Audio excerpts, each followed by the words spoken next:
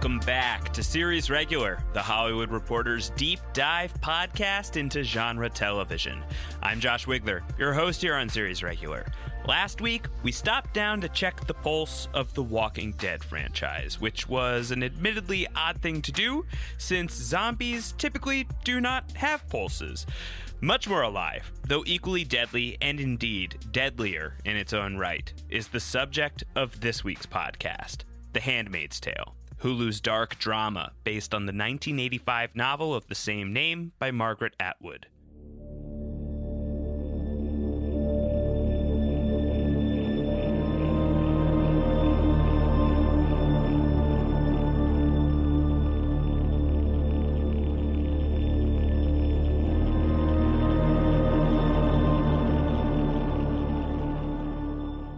Just as it feels odd to talk about checking the pulse with The Walking Dead, it does feel a bit odd to talk about The Handmaid's Tale as quote-unquote genre television, since it often feels way too real. Premiering in 2017, Handmaid's takes place in a parallel dystopian future, but it's not one that's populated by flesh-hungry zombies or ice zombies or any other kind of zombie for that matter, just the monsters who lurk in the shadows of our own real world, confidently and brazenly performing their acts of horror in the broad daylight of Gilead, the totalitarian nation once known as the United States of America. In Gilead, powerful men and their wives run households that operate largely thanks to live-in servants called Marthas, as well as women known as handmaids, who are used primarily for breeding purposes. These women are given new names in Gilead, of the last name of whoever they serve. In the case of The Handmaid's Tale's titular handmaid, the woman at the heart of the story is initially known to us as Offred, played to award-winning heights by Elisabeth Moss. These days, she's no longer Offred, and frankly, she never really was. My name is June. With multiple Emmy Awards to its name, including winning the Outstanding Drama Series category in 2017, not to mention 26 episodes already under its belt heading into 2019, the odds are high that The Handmaid's Tale is already on your radar. But perhaps it isn't. Or perhaps it was, and it's since fallen off your radar. Featuring subject matter that hits devastatingly close to home, Handmaid's often blurs the line between fictional twists and turns and actual real-world headlines. It's a prescient show, brutally so, and as such, a really difficult story to contend with and actively choose to keep up with.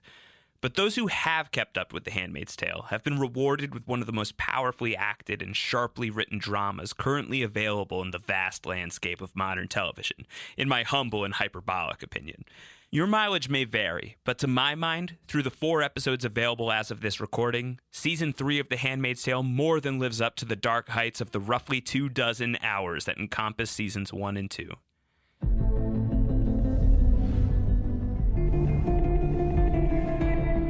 Please, God, watch over her. Protect her. Because this isn't the place with the still waters and green pastures, if you haven't noticed. This is the Valley of Death, and there's a fuck ton of evil to fear. Please, get her the hell out of here. The Handmaid's Tale launched its 3rd season on June 5th, pushing out into the night with 3 brand new episodes, including, well, Night, which begins immediately after Season 2's cliffhanger ending. June was given an opportunity to escape Gilead, but declined in the 11th hour, opting instead to stay behind in order to search for her daughter Hannah. What complicates the otherwise simple matter of a parent doing whatever it takes to save her child is this.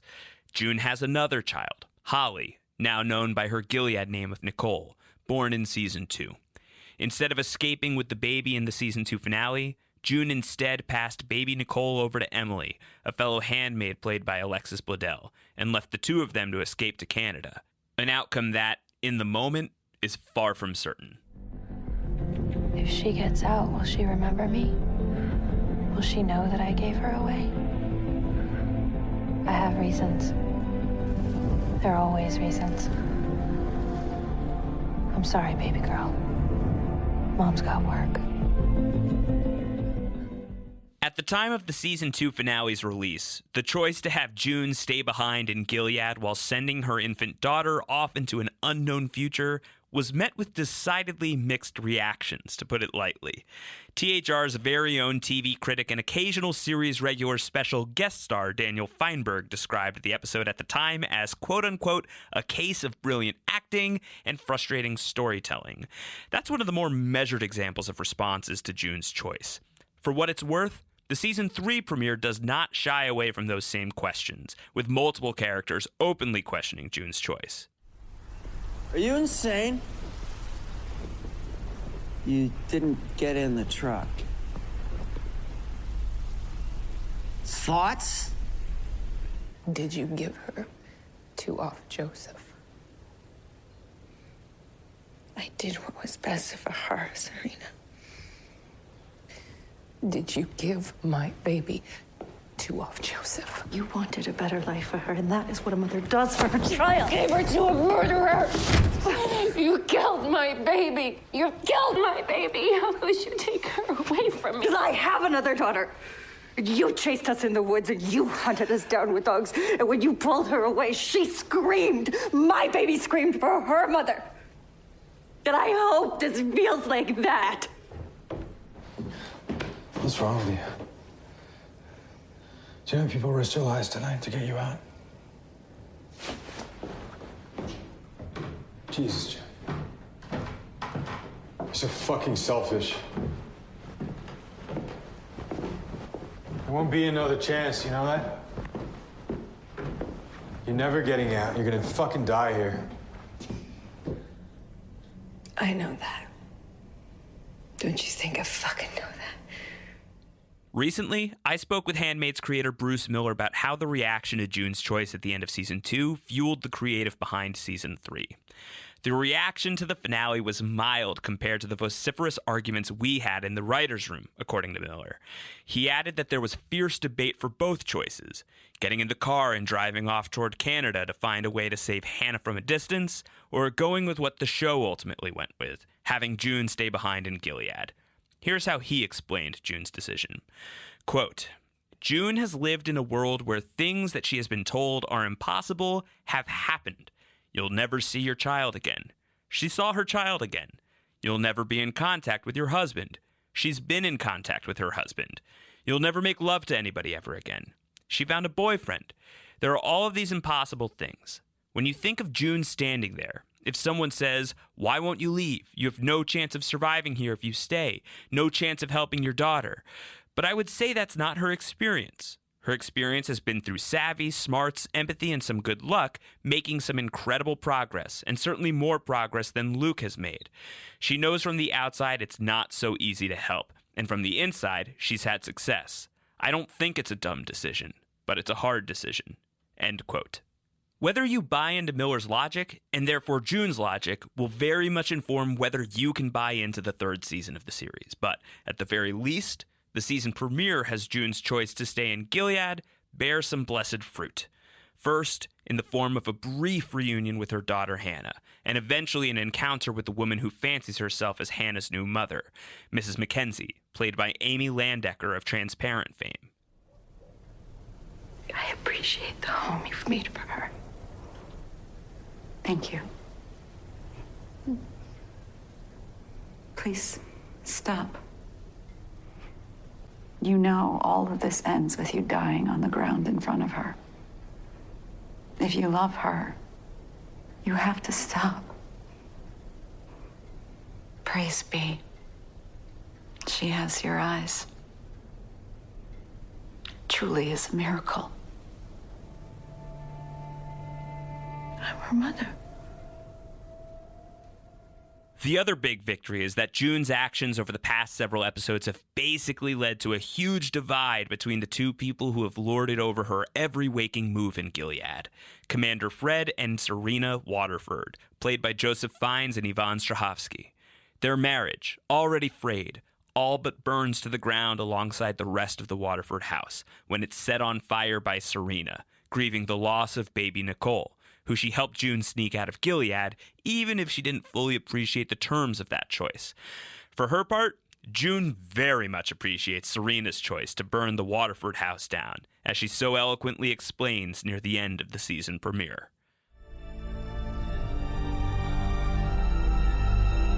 Lord Jesus, be revealed from heaven with his mighty angels. In flaming fire, thou shalt take vengeance. Burn, motherfucker. Burn. Speaking with The Hollywood Reporter, here's what Moss said about the decision to burn down the Waterford house and break up the family structure at the heart of the series. Quote, "The far more conventional thing to do would have been to somehow stay in that Waterford house. I honestly do not know how we would have figured out how to do that. It would be pretty cheesy and bad. I love that we move on, and really move on. I mean, we burned down the house. That's a set that we don't have anymore. We'll never, ever go back to it. It's gone. It's pretty bold to take your main set, your main family, your main characters, and the world that we've gotten used to for the first 2 seasons, and literally wipe it out and burn it down. But that's the kind of thing I think that this show has enabled us to do, because there are no rules like that." End quote. Unfortunately, there are still rules for June to follow in Gilead.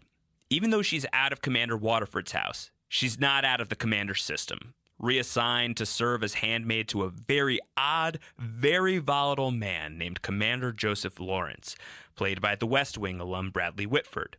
Indeed, we've already heard from him on this podcast. Are you insane?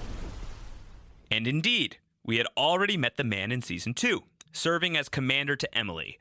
He's at least partly responsible for smuggling Emily out of Gilead and into Canada, and would have been responsible for June's escape as well, if not for June's choice to hang back. But he's not an entirely benevolent man. He's a complicated man, and at times, a nasty one. Do you want to know why I helped Emily? I think you felt guilty. I think you felt sorry for her. You want me to feel guilty and sorry for you? Do you? I helped Emily because she is unnaturally smart and could be useful to the world one day. If you were smart, you would have gotten on that truck. You know why I couldn't. I think I care more about your daughter than you do. I'm saving the planet for her. I'm replenishing the human race for her. What are you doing? I am trying to be her mother. She has a mother. You met Mrs. Mackenzie? She's a lovely woman. She never stole anybody's husband. Do you know that she organized 1,000 food baskets for orphans in Africa back when there were orphans? What did you ever do to help anyone? Except edit esoteric, useless books that no one was ever going to read instead of picking up your sick daughter from school. Useless.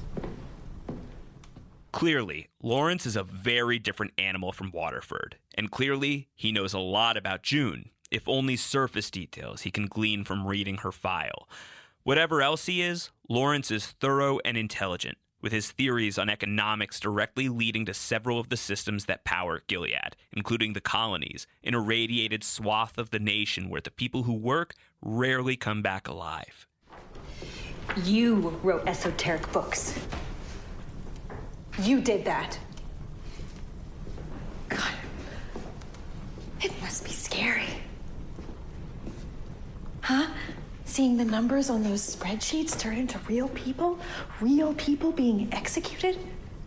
Knowing that if no one had read your books, we would all be better off. It must be hell being a man like that. Far worse than useless. You know what? I get it. I get why you would do this. I suppose you would hole yourself up in a house like this. Playing games with people's heads, doing a good deed or two every once in a while so that you can fucking sleep at night. How tempting it is to invent a humanity for anyone at all. Both Miller and Moss have described the relationship between June and Lawrence as central to the remainder of Season 3, and it's pretty easy to see why. Following their very candid confrontation in Season 3's third episode, Useful, which you just heard bits and pieces of, Lawrence brings June to see a large group of women who are bound for the colonies, all save for 5, though he has yet to choose the specific individuals who are going to stay behind. In fact, he has no plans to make that choice himself. You get to choose who is worthy of becoming a Martha.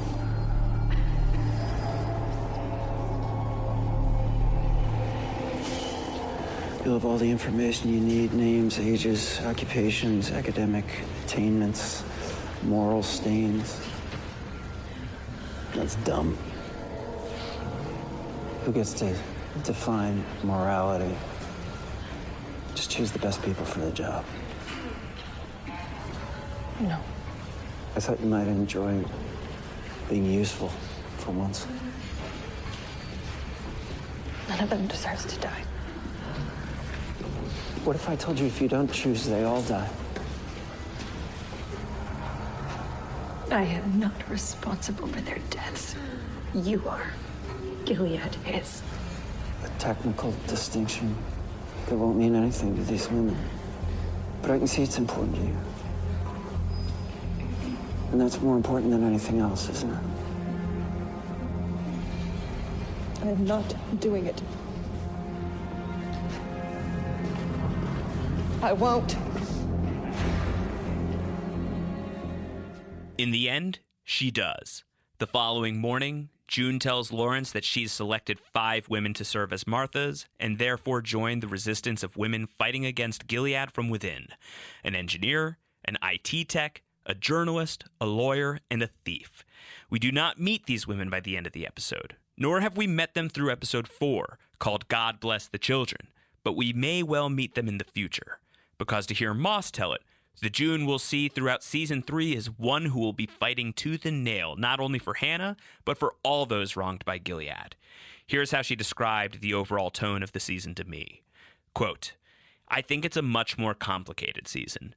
I've found seasons in the past have been easier to speak about sometimes because there's sort of one objective, there's one arc, there's almost a simplicity to some of the ideas. Now, what's really cool for us is we get to explore things that are a little bit more complicated. June's been there for a few years. She's changed. She's not the person that walked into Gilead anymore, and we're very clear about showing that. I could almost talk about the first half of the season as one season and the second half as another. There's a real change in the second half of the season that is pretty huge, character-wise. It allowed me to do some things as an actor with June that I think are going to be really surprising and pretty extreme.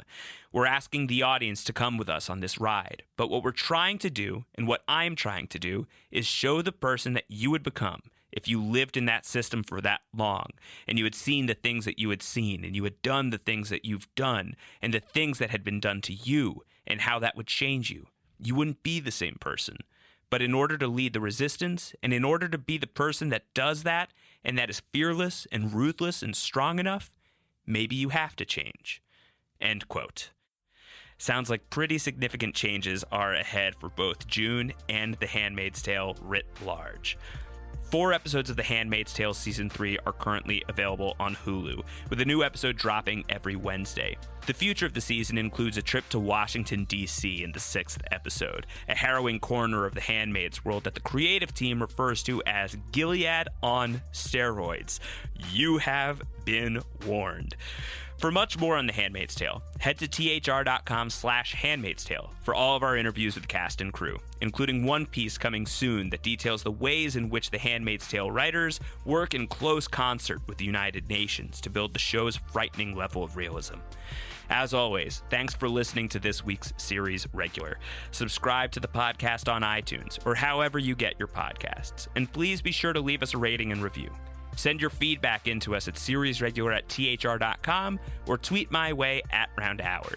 We'll be back soon with another episode of the podcast. Until then, take care.